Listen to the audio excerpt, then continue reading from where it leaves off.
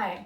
So the next pose that we're going to do is also a pose that can help you learn a lot about other poses, other more advanced poses, more complex poses. And it is really important for going back to the basic concept we talked about earlier of how your spine works and what happens in different planes of motion. So this next pose is called Bidalasana, and that can mean cat pose. Some people call this table, some people call it, there's just all kinds of names for it.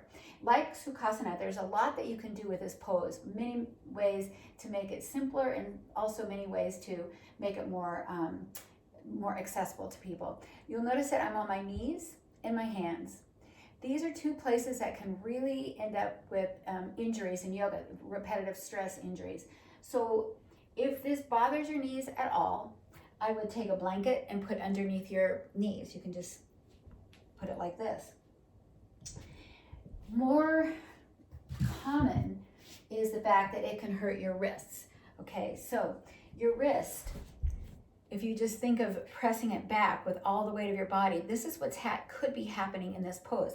That angle at the wrist, if it's compressed or if it feels like the arch here at your wrist is getting compressed, can cause repetitive stress damage. It's a little bit like carpal tunnel syndrome. So what I recommend for people is either to skip this pose altogether, and I'll show you how you can do it on the floor in a moment without your hands. But another thing that helps is to slightly take your hands ahead of your shoulder. You'll see that has made that wrist wrinkle bigger.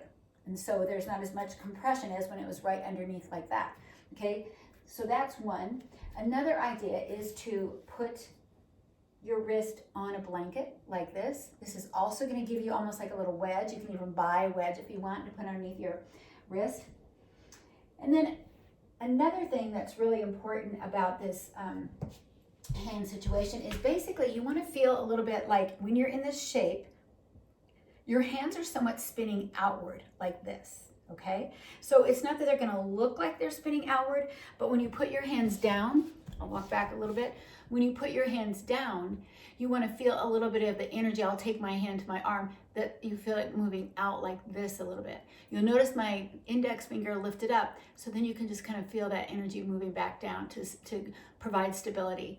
You also wanna feel a little bit of a lift in the arch of your wrist right here, and even just a little bit of lightness in your palm, okay? So that you're not just sinking into your hands. There's almost a little bit of a lift, okay? There's some people that tend to hyperextend their elbows. Their arms move out a lot when they're in this pose. That's not me, but if that's the case for you, you might bend your elbows slightly, and then when you re-straighten your arms, don't lock them, but just kind of feel that there's still some muscular support there for your elbow, okay? Now your shoulders. Let's press into the floor and feel the spot between our shoulder blades increase, and then squeeze your shoulder blades together.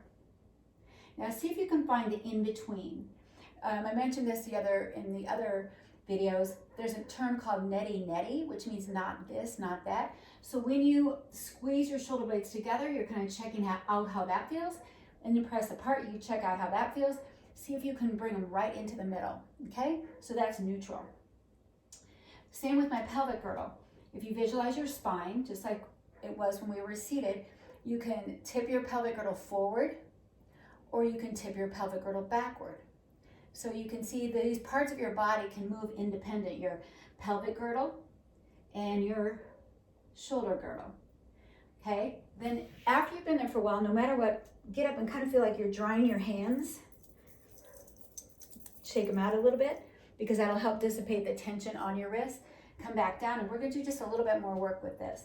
Okay, so this next one, we're gonna go ahead and play with the entire spine as a unit. Okay, so think about each individual vertebra, almost like you're kind of walking up your spine with your fingers. We're gonna walk one vertebra at a time and move into this position, this kind of arch position, okay? And then do the reverse, starting at the sacrum, drop the tail, and then one by one, let each vertebra move into this shape.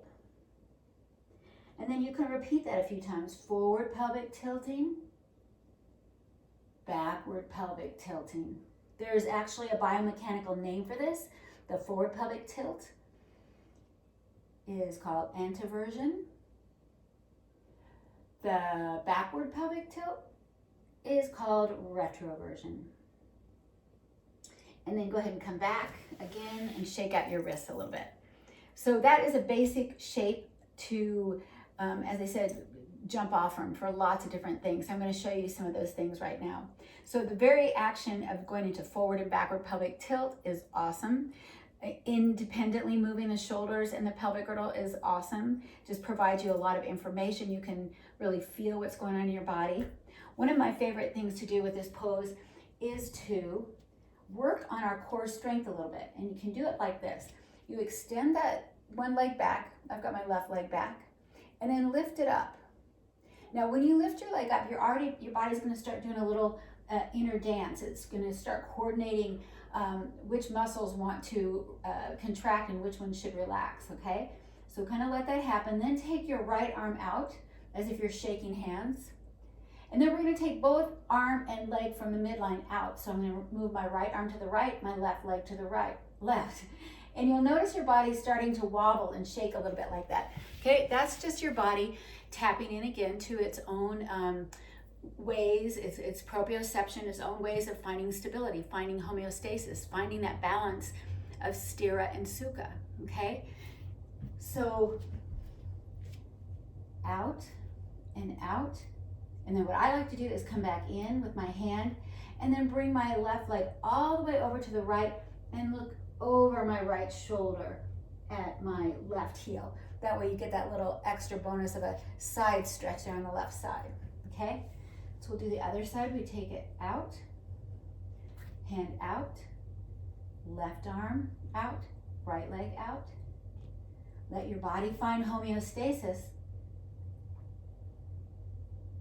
And then come back in and take your right leg over to the left. Look over your left shoulder at your right heel. And then come back in. Again, when you've been on your hands for a while, it's good to come up. You either can just come up and sit on your heels like I'm doing, or stand up, shaking out your wrist. But you want to try to not be on your wrist too much. There's lots of other things you can do with this pose.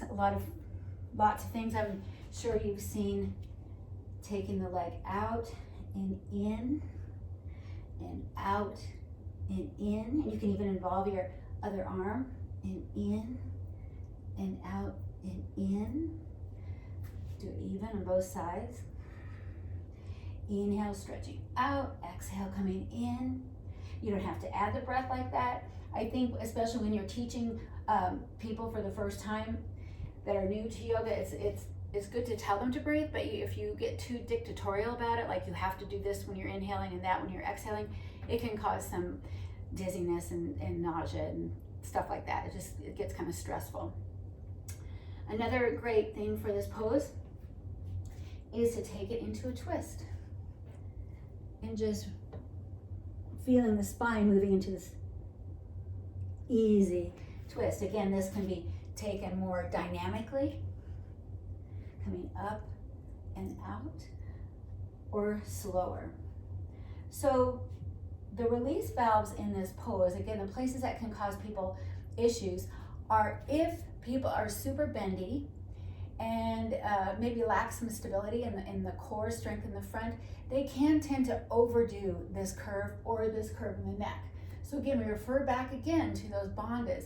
We feel just a little bit of lift of the navel and then a little bit of tuck in with the chin, or I sometimes say a lift of that navel too. So instead of just being totally blooped out here, we bring in a little stability, okay? So go ahead and come up, shake out your hands again. And then I'm gonna show you, this is a really nice thing to do with this pose, to move it into, moving into, we call this low lunge, we call this high lunge, and we call this crescent. I don't know if you can see me anymore because I'm out of the picture, but basically crescent. So it's a really good pose to use as a transition for people that maybe don't want to do their down dog if their wrists are hurting or whatever. So many opportunities, many ways to make it more interesting, or not more interesting, but to add variation. One more is this shape of actually working the gluteals a little bit by maybe pulsing the foot up and feeling that work in the gluteal region, and then also reaching your arm around and reaching hand for ankle. So you can see in this shape that there is a tendency to exaggerate that low back curve. So again, when you get into more fancy positions, you might really need to make sure that you're honoring the curves of the body. We're always trying to keep our spine in a homeostasis. That means that you're not hurting anything and you're respecting that balance of sukha and sthira, okay?